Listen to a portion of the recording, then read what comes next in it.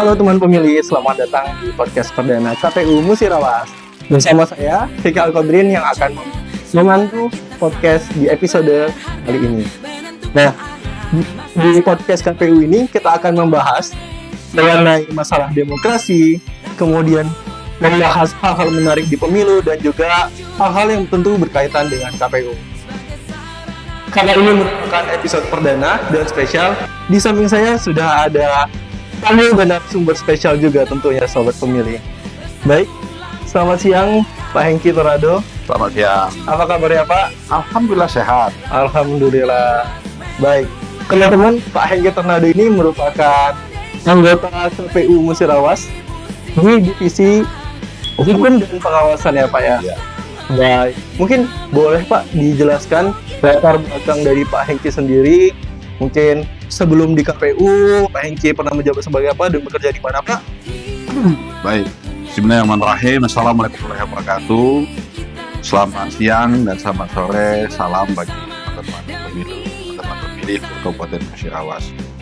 Alhamdulillah pada hari ini saya diminta oleh teman-teman dari tim kreator dari podcast Kabupaten Musirawas untuk menjadi narasumber untuk edisi perdana ya. Betul Pak, ini edisi perdana. Edisi perdana.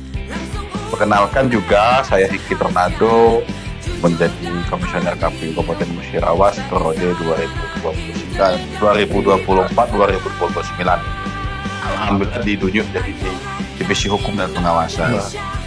Saya ini lahir dan besar aslinya orang Musirawas. Musirawas Pak. Orang sini lah.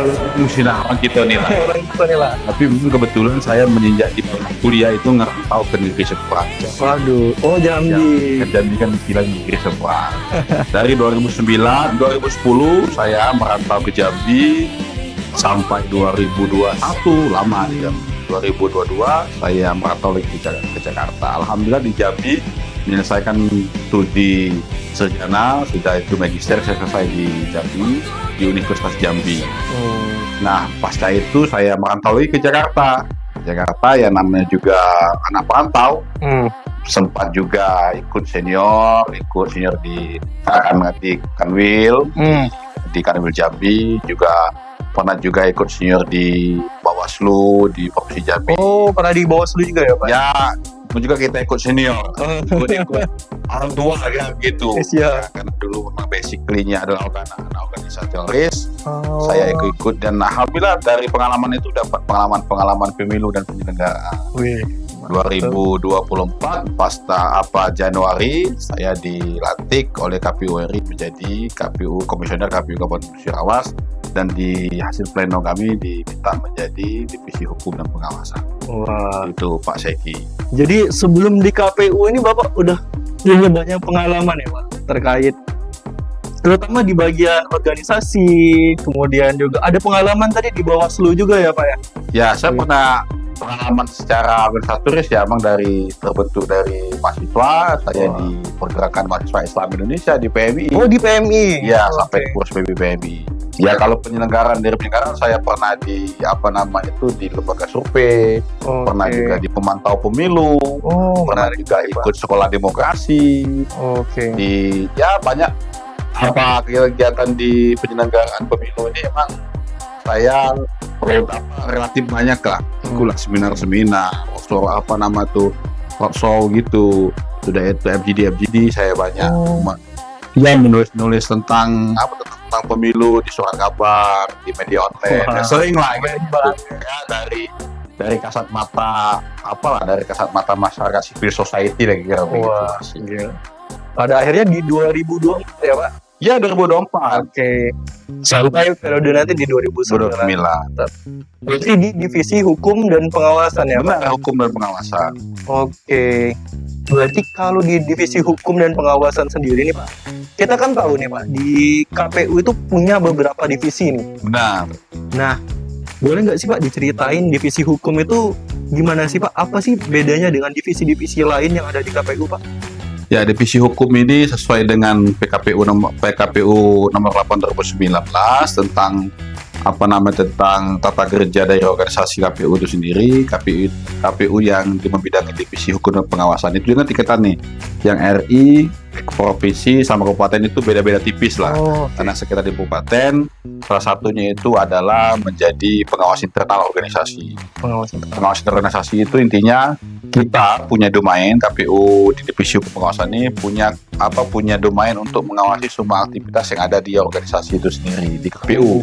Itu Kabupaten Musyawarah. Sudah itu adalah menyusun produk-produk hukum yang hierarkinya itu dari KPU RI. Jadi terintegrasi lah keputusan KPU RI, keputusan itu perundang-undangan itu kita kita dokumentasikan lah di divisi hukum pengawasan. Itu lebih ke arsipan kehukuman dan sebagainya itu. Yang kedua, kita penyelesaian sengketa, bukan kita menyelesaikan sengketa. Kalaulah di anak pemilu, di pilkada ada sengketa yang kita disengketakan oleh peserta pemilu, ada divisi hukumnya domainnya. Divisi hukum landingnya kan begitu, mengumpuli barang bukti, lalu kemudian berkomunikasi ke lawyer sebagai kuasa hukum di KPU itu, dan lalu kemudian nanti aktivitasnya di Mahkamah Konstitusi. Yang selanjutnya itu kita penyelesaian pelanggaran kode etik di penyelenggaraan di badan ad hoc. Kita kan badan ad hoc kita ini kalau di tahapan itu Mas Eki itu ada Pagari, itu ada KPPS, sudah itu ada PPS dan PPK. Itu badan ad hoc kita yang itu kerjanya itu ya ada yang 1 bulan, ada yang 1 hari, ada yang 1 hari juga. Ada 1 hari juga.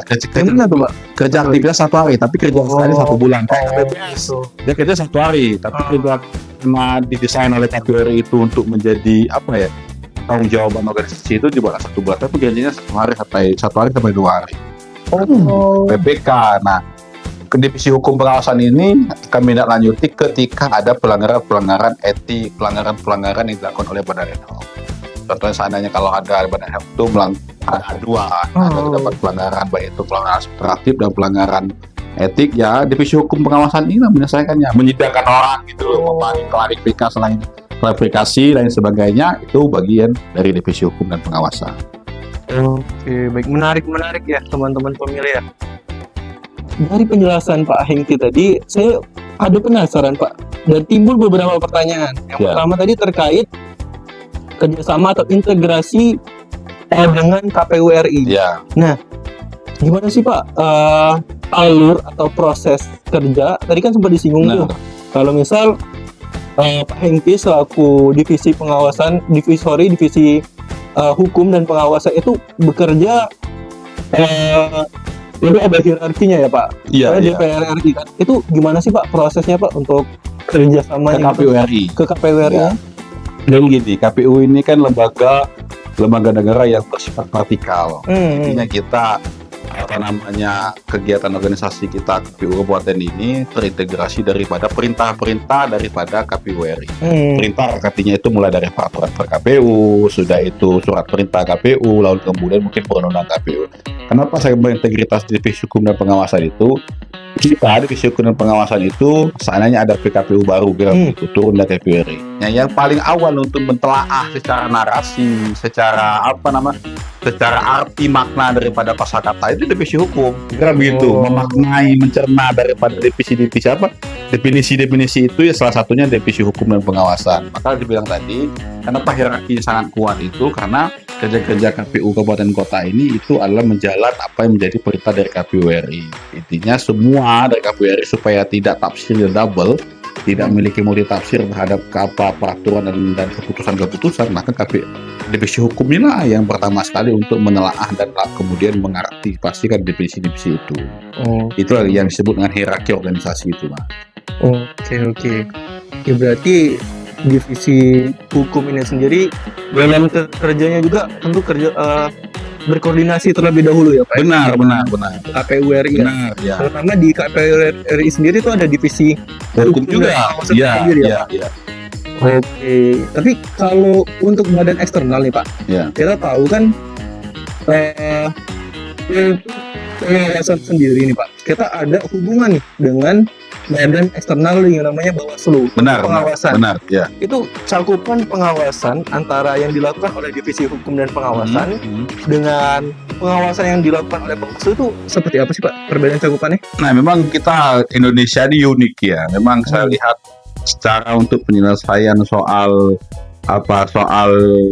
pemilihan ini luar biasa. KPU diperintahkan oleh undang-undang untuk menjadi penyelenggara pemilihan umum maupun pilkada.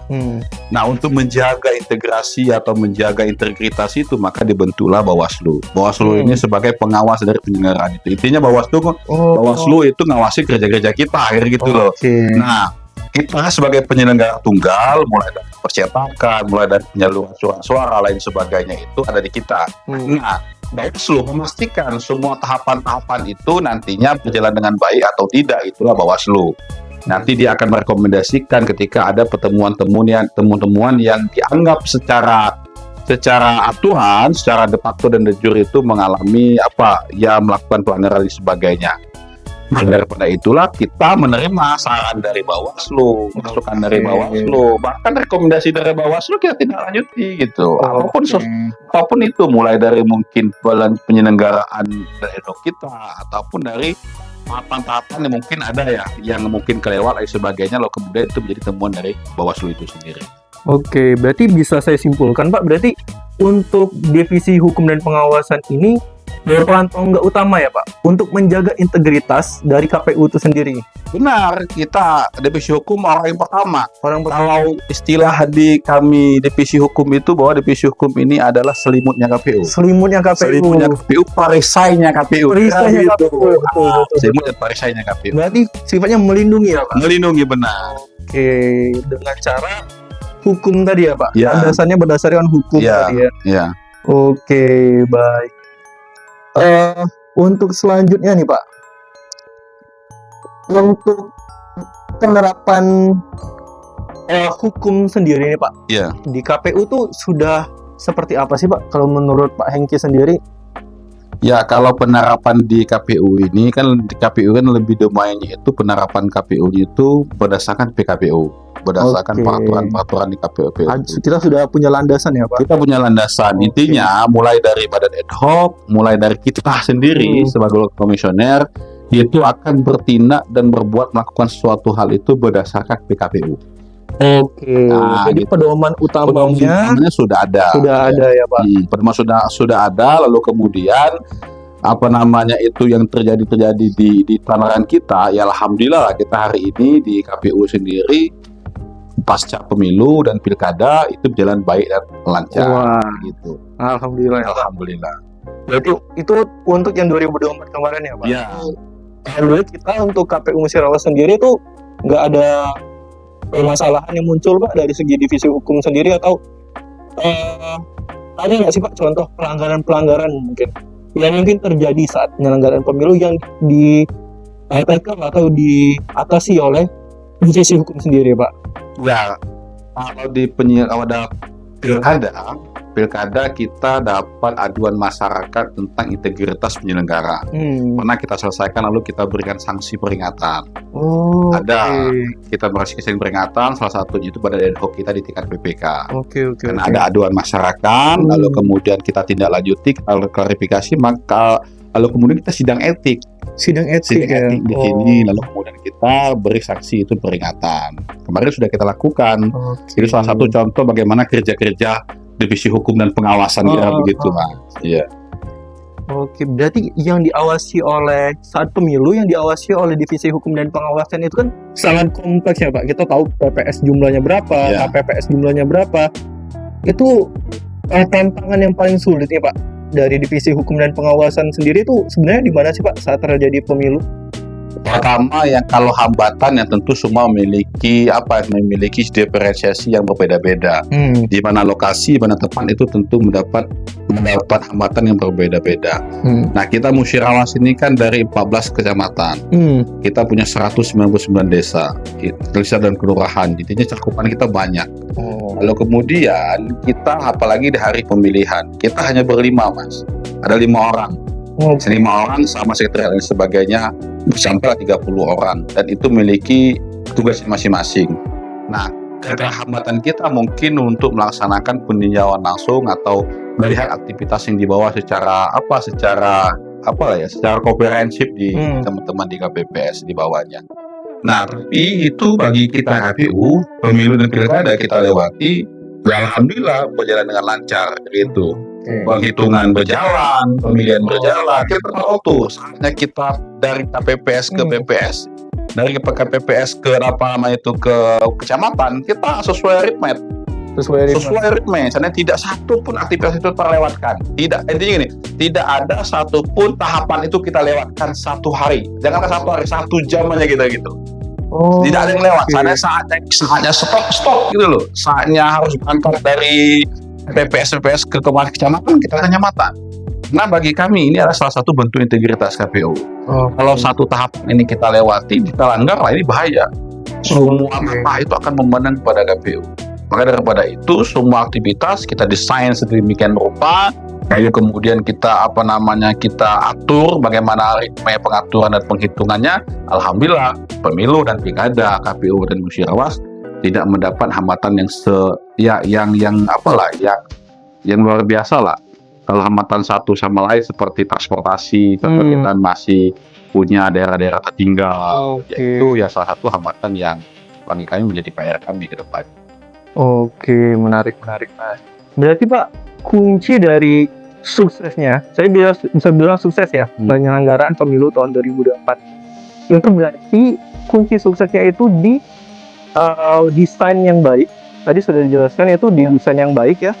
Terus juga kunci suksesnya itu kita detail ya Pak, detail di tiap tahapan kita kelola dengan baik, itu kita jaga dengan baik walaupun ada tantangan-tantangan tadi ya Pak yang kayak dan tempat-tempat tertinggal sebagainya. Oke. Menarik Pak, menarik. Nah, untuk divisi pengawasan, kalau saya dengar nih Pak, dari divisi pengawasan dan juga hukum itu saya sering banget dengan soal sengketa Pak. Bisa dijelasin Pak, untuk sengketa itu seperti apa sih Pak maksudnya Pak? Nah, ya tadi di awal saya sampaikan bahwa tugas dan wewenang divisi hukum salah satu itu penyelesaian sengketa. Betul. Nah, penyelesaian sengketa ini yang dimaksud penyelesaian sengketa bukan KPU Kabupaten Kota menyelesaikan sengketa, bukan. Menjadi bagian yang tidak bisa terpisahkan daripada proses penyelesaian sengketa itu sendiri. Contoh seandainya di pilkada atau di apapun di pemilu, kita dapat sengketa yang dilakukan oleh peserta pemilu melakukan penggugatan di Mahkamah Konstitusi. Tapi digugatkan KPU dong. KPU. Nah, leading untuk melakukan penyelesaian itu di Mahkamah Konstitusi itulah divisi hukum dan pengawasan. Nah, divisi hukum dan pengawasan itu mulai apa? Mulai dari penentukan lawyernya, mulai menentukan apa yang dibutuhkan oleh lawyer kita di MK, kuasa hukum kita untuk misalnya itu mulai dari alat bukti atau visualisasinya ataupun dari orangnya kita datangkan. Nah, itulah yang menjadi bahwa salah satu fungsi pokok divisi hukum pengawasan itu penyelesaian sengketa menjadi bagian utama atau bukan menjadi bagian yang melekat di divisi hukum dan pengawasan itu. Tapi ingat ya, kita bukan penyelesaian kita yang sengketanya, tapi kita menjadi bagian yang tidak bisa terpisahkan daripada proses penyelesaian sengketa itu. Kalau penyelesaian sengketa itu hanya cuma satu, yaitu adalah di Mahkamah Konstitusi. Berarti bisa saya simpulkan palunya itu ada untuk memutuskan sengketa itu terjadi atau tidak itu di Mahkamah Konstitusi ya Pak? Iya benar, karena Mahkamah Konstitusi itu nanti peserta pemilu mengajukan gugatan terhadap A, B, C, dan C, lalu nanti Mahkamah Konstitusi lah menentukan apakah ini benar menjadi salah satu unsur sengketa atau tidak. Nah, nanti kita hanya menunggu daripada proses yang dilakukan atau keputusan yang dilakukan oleh Mahkamah Konstitusi. Kalau dari Mahkamah Konstitusi nih Pak, dia udah ngasih tahu kalau itu terjadi sengketa gitu. Itu apa Pak langkah yang diambil oleh divisi hukum dan pengawasan? Nah, nanti kan ada namanya putusan sela. Putusan sela itu putusan daripada Mahkamah Konstitusi itu memutuskan bahwa gugatan ini, permohonan dilakukan oleh peserta pemilu itu ibarat itu memenuhi unsur A, B, C, dan C. Lalu nanti keputusan sela itu kita masuklah masuklah sidang pembuktian. Berarti kita masih bisa membela ya? Masih bisa membela. Soal keputusan final, putusan ikat. Ada pertama itu register, nanti akan diumumkan oleh MK. Kemana-mana saja yang masuk register. Kedua, habis register ada nama putusan sela. Putusan sela itu memutuskan bahwa sengketa ini itu masuk ke ranah ke meja atau ke meja pembuktian atau persidangan lain sebagainya. Habis itu masuklah putusan finalnya. Ada 3-4 tahapan di Mahkamah Konstitusi. Oke. Baik, kalau dari Pak Hengki sendiri tuh ada nggak Pak pengalaman berkesan terkait sengketa ini sendiri? Ya, kita kebetulan dapat sengketa di Pileg 2029 lah. 2029? Kita dapat sengketa salah satu peserta pemilu itu melakukan gugatan ke Mahkamah Konstitusi tentang perselisihan hasil pemilu. Nah, alhamdulillah dari itu saya dapat pengalaman menyusun alat bukti, lalu berkoordinasi dengan KPU RI khususnya dengan kuasa hukum. Tapi dulu kita di 2024 di pemilu itu kita tidak masuk di dalam sidang pembuktian. Kita dismisal namanya. Jadi dismisal itu sama artinya Mahkamah Konstitusi itu menganggap bahwa tidak ada pelanggaran dilakukan oleh KPU. Baik. Berarti ada beberapa pembelajaran ya Pak yang kita kemarin. Banyak kemarin. Alat bukti segini loh.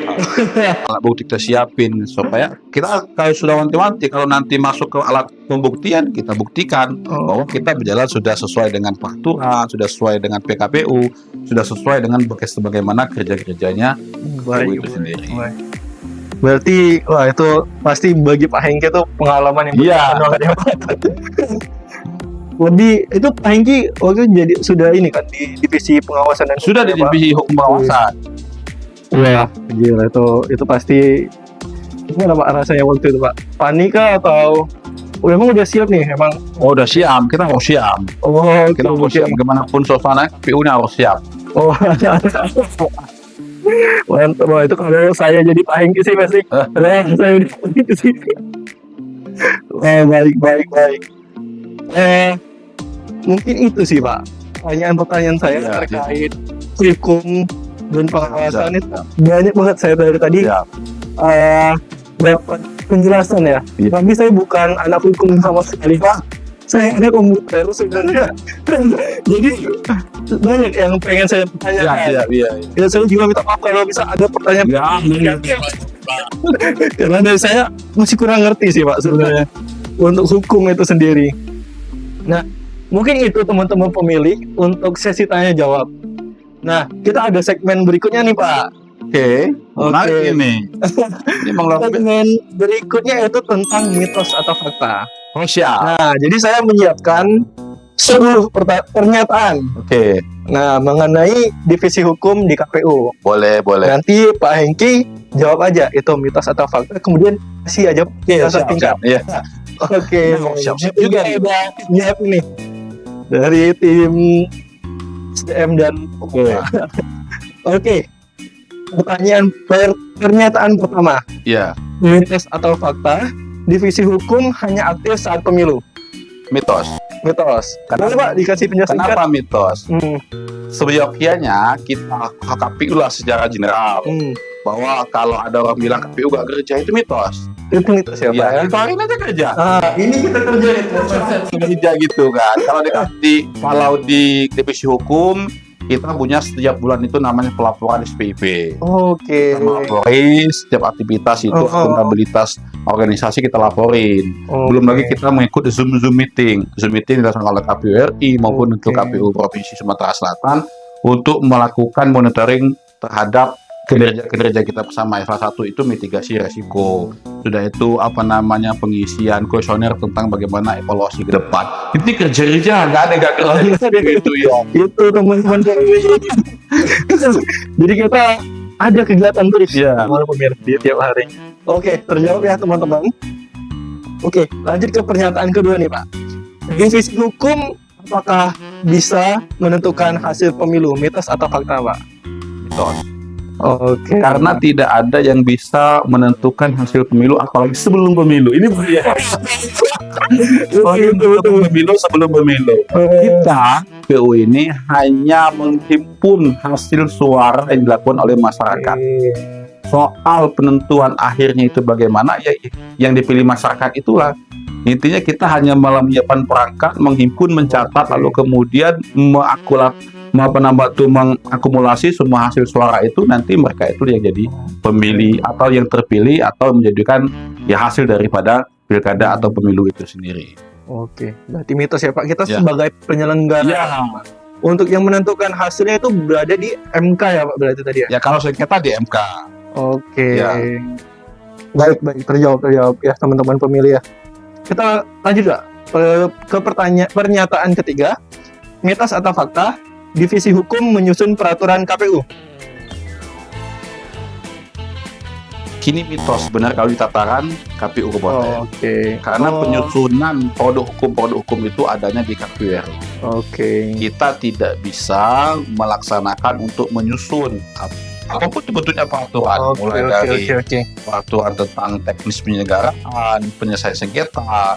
Nah, itu ada di ranahnya itu ranah di KPU RI. Kita hanya menjalankan apa yang menjadi Oke. peraturan pada KPU RI, itu yang kita jalankan. Ini kalau mitos atau fakta, ya kalau di tataran kabupaten kotanya, kota. ya bilang mitos juga enggak, bilang fakta juga, karena ini adalah ranahnya ranah KPU RI. Betul banget Pak. Berarti teman-teman kalau di KPU RI itu fakta karena mereka yang menyelenggarakan atau menyusun peraturan di KPU, tapi ketika di ranah kabupaten atau kota kita mengikuti ya Pak Ya, hanya arahan mengikuti. dari peraturan yang sudah disusun di Ya. pusat. Benar. Oke, lanjut ke pernyataan keempat Pak. Semua orang di divisi hukum harus sarjana hukum. Mitos atau fakta Pak? Sebaiknya begitu. Tapi Oke. KPU ini kan desain organisasinya komisioner, Oke. kerjanya kolektif dan kolegia. Oh, apa Pak? Kolektif dan kolegia itu artinya kerja-kerjanya itu kerja bersama. Oke. 5 orang ditambah 1 kesekretariatan, Pak sekretaris, semuanya satu kesatuan. Enggak juga anak hukum harus di divisi hukum, enggak juga. Oke. Tapi sioknya ya alangkah baiknya gerap gitu. Betul, kalau di hukum betul. itu anak hukum. Oke. Karena yang ahlinya ya Pak. Ya kayak begitu. Ya kalau ada istilah hukumnya lebih Nggak ngerti ya. enggak lah kan. Kalau saya anak komputer dikasih istilah itu. Tentu saja. Karena dia Ada divisi-divisi hukum khususnya di kita Sumatera Selatan ada juga yang enggak oh kenal hukumnya gitu. keren banget. Maka gue bilang ini hanya soal apa ya, soal keterampilan juga lah, soal keterampilan. Dan yang paling penting ini karena KPU ini kerjanya kolektif dan kolegial. Oke, baik. Itu teman-teman. Jadi bebas ya teman-teman. Jadi selain anak hukum sebenarnya bisa di divisi hukum asal bisa mengikuti ya. Oke, betul. Lanjut Pak ke pernyataan ke-6. Divisi hukum berkoordinasi dengan Bawaslu dan DKPP. Mitos atau fakta Pak? Fakta. Karena kenapa? Karena Bawaslu menjadi elemen pengawasan, lalu kemudian nanti Bawaslu akan mengeluarkan rekomendasi, lalu divisi hukum lah yang menjadi leading sector untuk menelaah daripada rekomendasi itu sendiri. DKPP ini lembaga yang mengadili tentang pelanggaran etik penyelenggara, KPU maupun lain sebagainya. Lalu kemudian kalau itu termasuk dalam sengketa itu, maka divisi hukum lah yang melakukan, bukan pembelaan ya, melakukan penyusunan terhadap apa yang menjadi apa yang disengketakan oleh baik pun itu dari peserta pemilu maupun itu lagi masyarakat. Oke, baik. Terjawab sih Pak. Berarti kita berkoordinasi ya Pak dengan banyak pihak Ya. penyelenggara pemilu gitu teman-teman pemilih. Lanjut ke pernyataan selanjutnya Pak. Apakah divisi hukum itu hanya bekerja di KPU pusat Pak? Mitos atau fakta? Betul. Karena KPU divisi hukum itu semua di tingkatan kabupaten, provinsi semuanya kerja. Iya. Pokoknya yang namanya divisi hukum itu mulai dari kabupaten, dari provinsi, dari RI itu semuanya kerja. Semuanya, bukan hukum juga sih, bidang teknis juga, SDM juga, semuanya kerja. Yang namanya kalau sudah ditunjuk dan dilantik untuk menjadi KPU itu semua tingkatan itu kerja. Ada yang paling fenomenal itu bahwa kita ini di penyataan kita itu kita kerja penuh waktu, Bos. Penuh waktu. Penuh waktu itu nggak kenal hari libur, nggak kenal subuh, sore nggak kenal. 24/7 ya. Iya. Itu yang paling penting kita harus ketahui sama-sama. Baik. Oke Pak, lanjut ke akhir-akhir perjalanan ini. Divisi hukum terlibat jika ada pelaporan pidana pemilu. Mitos atau fakta Pak? Terlibat fakta. Fakta ya. Karena kalau ada pidana pemilu, contohnya dulu kita pernah di Pileg. Di pengalaman kita ada salah satu penyelenggara kita di tingkatan KPPS itu melakukan pelanggaran soal bukan menghilangkan ya. Ada salah satu alat peraga pemilihan pemungutan suara itu tidak ada dalam kotak. Wow. Ini kan pelanggaran pemilu yang pidana menghilangkan apa gitu kan, menganggap itu. Lalu kemudian kenapa terlibat, kita diminta keterangan. Kita diminta itu melalui di Bawaslu-nya atau melalui gakundunya di Bawaslu.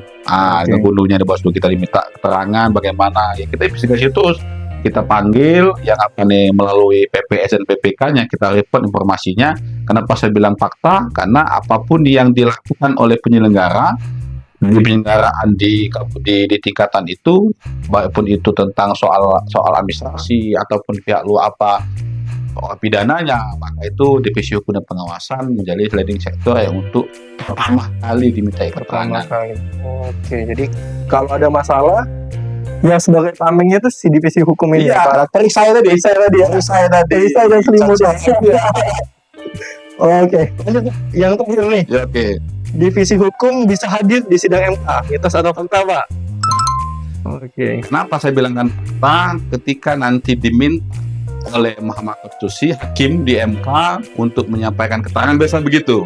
Menyampaikan keterangan di meja pengadilan, maka salah satu yang menjadi leading sektornya itu Divisi Hukum dan Pengawasan. Tapi karena kita kemarin di Pileg tidak sampai ke meja pembuktian, maka kita tidak dipanggil ke tidak bersaksi lah di meja pengadilan di Mahkamah Konstitusi. Oke, baik, seperti itu. Nah, itu tadi Pak 10 pernyataan dari kita teman-teman, mitos atau fakta. Setelah game ini itu kita ada di ujung dari podcast Pak, di sesi podcast episode kali ini. Nah, mungkin Pak sebelum saya tutup, saya ada pertanyaan terakhir. Kalau saya ini Pak sebagai orang awam yang nggak ngerti soal hukum, apalagi hukum di KPU, gimana sih Pak saya dapat membaca atau belajar hukum-hukum yang melandasi KPU itu sendiri Pak?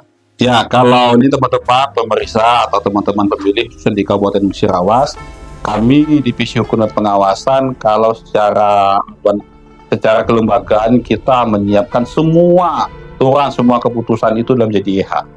JDIH KPU Kabupaten Musirawas ada di Facebook, ada di TikTok, bahkan ada di Instagram. Jadi kita di sana akan menyampaikan pesan-pesan tentang hukum KPU Kabupaten Musirawas, baik itu secara istilah maupun secara pemaknaannya. Kita sampaikan di situ semua keputusan, SK, peraturan, kita cek semua itu ada. Kita upload, dibaca, silakan teman-teman semuanya. Kalau itu menjadi wadah peraturan-peraturan itu namanya JDIH KPU Kabupaten Musirawas. JDIH KPU gimana Pak? JDIH underscore JDIH aja. JDIH KPU Kabupaten Musirawas. Facebook teman-teman seperti itu. Itu teman-teman. Boleh dicek, boleh di-follow juga ya. Oke, itu teman-teman. Kalau teman-teman penasaran atau mau lebih tahu lagi terkait hukum dan pengawasan, itu bisa di-follow ya. Sosmed itu ada di link di bawah ini. Oke. Baik Pak, mungkin sebelum saya tutup juga, saya minta nih Pak closing statement nih dari Pak Hengki sendiri nih. Ya, pertama saya Hengki Nurdadi Divisi Hukum dan Pengawasan Kabupaten Musirawas mengucapkan terima kasih kepada tim kreator daripada podcast KPU Kabupaten Musirawas yang sudah menjadi lokomotif penyampaian informasi publik kepada masyarakat, khususnya tentang apa yang menjadi kerja-kerja KPU Kabupaten Musirawas sendiri. Apalagi saya bersyukur karena saya perdana. Spesial juga. Perdana langsung nyampaikan informasi hukum. Kan jadi KPU Kabupaten Musirawas, ini hukum yang terdekat. Jadi saya mengucapkan terima kasih kepada masyarakat Kabupaten Musirawas, khususnya kalau memang nanti ada hal-hal yang bersangkut paut dengan politik dan penyelenggaraan pemilu, saya Divisi Hukum Pengawasan siap untuk menerima memberikan masukan dan saran dan sebagainya. Selagi saya ucapkan terima kasih kepada teman-teman tim kreator podcast Kabupaten Musirawas sudah membuat kegiatan ini. Terima kasih dan terus berkarya. Insyaallah kita sebagai penyelenggara pemilu, kalau tagline kita itu KPU melayani. KPU melayani. Semua yang kerja penuh waktu. Tapi paling penting tadi Divisi Hukum itu adalah selimun atau perisai. Perisai KPU. Mungkin sekian saya ucapkan terima kasih Mas Eki. Wassalamualaikum wabarakatuh. Baik teman-teman pemilih. Jadi itu tadi bincang-bincang saya selaku host di episode kali ini. Tentu akan banyak banget pembahasan-pembahasan yang menarik lainnya, jadi stay tune di YouTube KPU atau di sosmed KPU Musirawas untuk podcast episode selanjutnya. Sekian, terima kasih. Bye-bye.